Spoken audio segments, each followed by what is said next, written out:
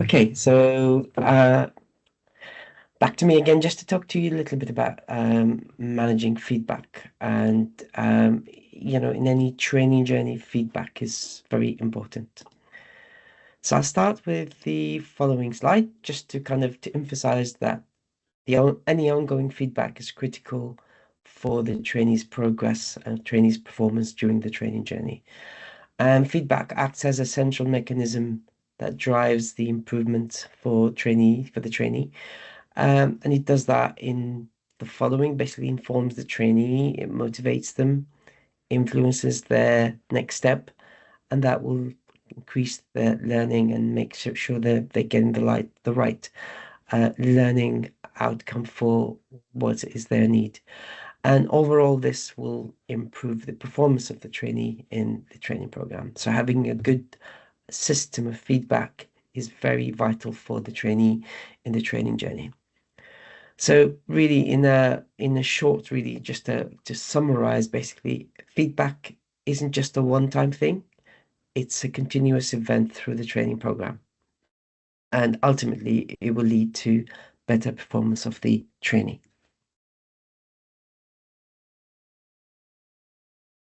There's a lot of literature about feedback, but let's just get some examples of what feedback can do for the trainee or for the training journey. So it will increase the motivation of the trainee and their confidence. Um, it will better clarify what they've done so far, what they've done well, what they need to improve, uh, and also increases the discussion opportunities and improve their progression. Obviously, there's more emphasis on progress rather than failure because this is a training journey.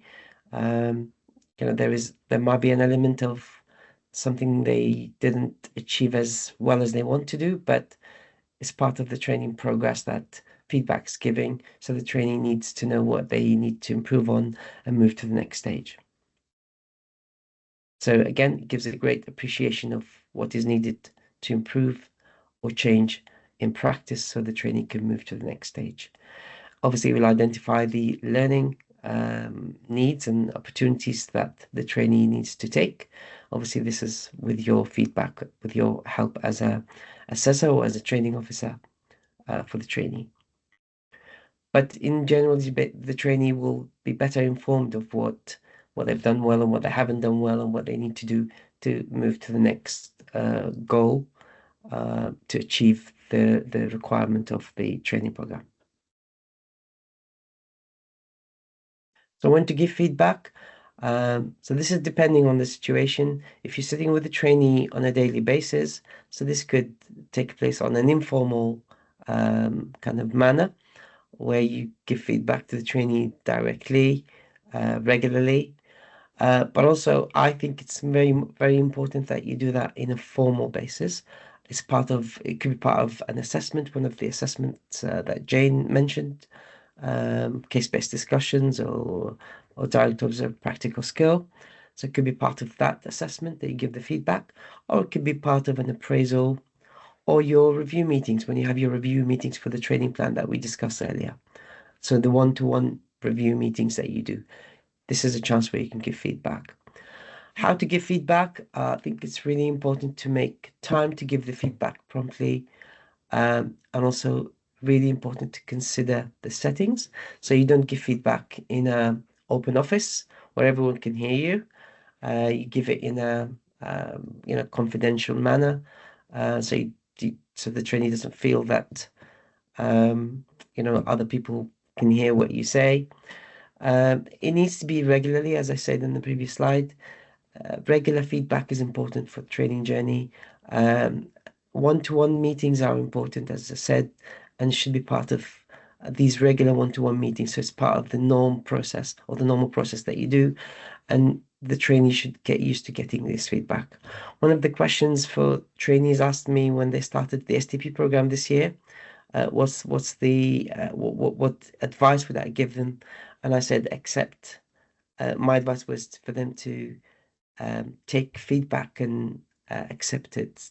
Just get used to getting feedback from your trainees and your training officers and assessors, because it's really important for the trainees to understand the feedback is something for them to benefit them, to benefit the journey, so they can move to the next step.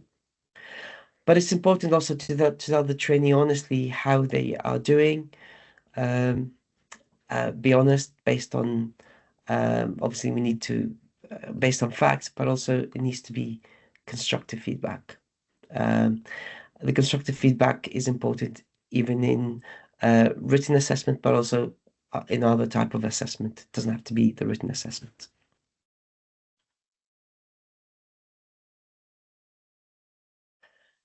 Feedback techniques, just kind of what do you do when you do the feedback?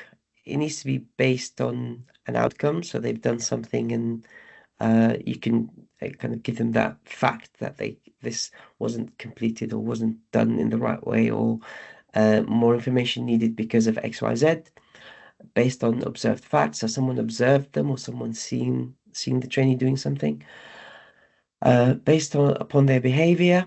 So again, what they've done. Again, the feedback could be positive and could be as in something they need to work on or something they've done really well. Should be non-judgmental.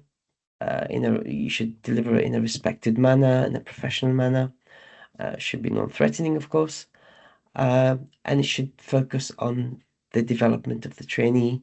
So what areas they need to develop to move to the next stage, so they can complete the program on time. It needs to be concise and evidence-based. Evidence-based is whether it's an activity they've done or whether you observe them doing something or whether it's a written thing they've done and you need to give them feedback. Could be one of the one-file activities that they need to, where they submit evidence to you and you could use that and give them feedback.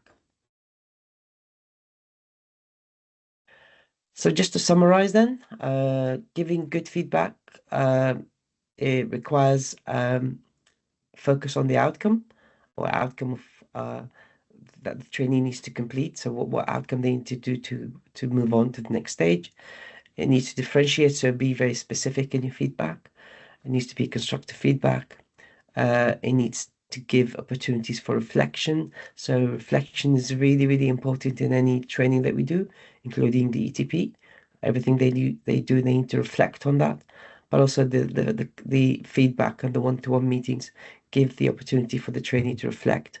And also maybe for you as a training officer to reflect on how do I do it better next time? Um, and should empower the trainee.